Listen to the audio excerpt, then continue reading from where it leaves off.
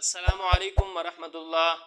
ایک نمازی بھائی نے سوال کیا ہے کہ جب 10 اور 11 سال کا بچہ پہلی صف میں نماز ادا کر رہا ہو اور کوئی اور نمازی بزرگ آ کر اس بچے کو پچھلی صف میں کھڑا کر کے خود وہاں پر نماز شروع کر دے تو اس کی شرعی حیثیت کیا ہے؟ کیا وہ بچے کی نماز برقرار رہے گی یا بچے کو دوبارہ نیت کر کے نماز پڑھنا ہوگی؟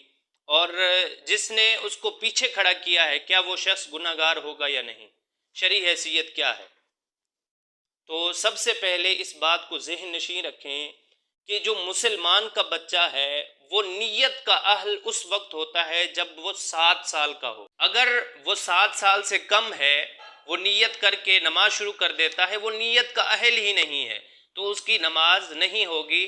ہاں، البتہ اس کو ٹریننگ دی جائے، نماز کی عادت بنائی جائے، تب تو صحیح ہے، وہ نماز ادا کرنے آیا کرے۔ لیکن جب بچہ 7 سال کا ہو جائے تو اس کو آپ سختی کے ساتھ نماز ادا کروائیں، کیونکہ اس وقت وہ نماز کا نیت کا اہل ہو چکا ہوتا ہے۔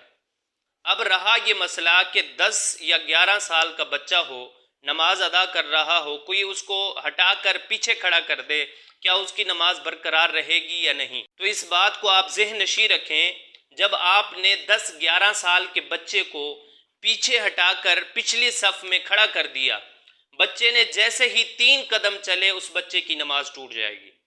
اگر اس نے 3 قدم چل دیے پیچھے تو اس بچے کی نماز ٹوٹ جائے گی اور اس کا گناہ آپ کو بھی ہوگا۔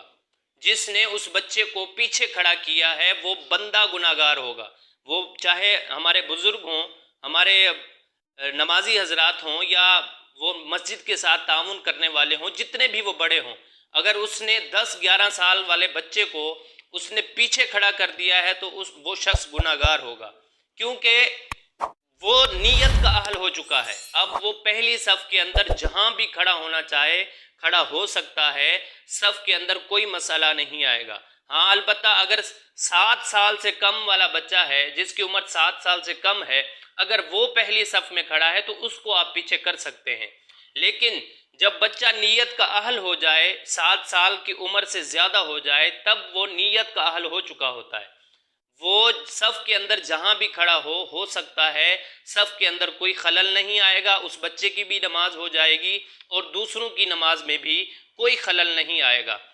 قطع صف اس وقت ہوتا ہے جب کوئی 7 سال سے کم عمر والا بچہ وہاں پر کھڑا ہو جائے، تب قطع صف ہوتا ہے۔ لیکن اگر کوئی 10-11 سال کا بچہ کھڑا ہو جائے تو اس کی بھی نماز ہو جائے گی، اس کو آپ پیچھے نہ ہٹائیں۔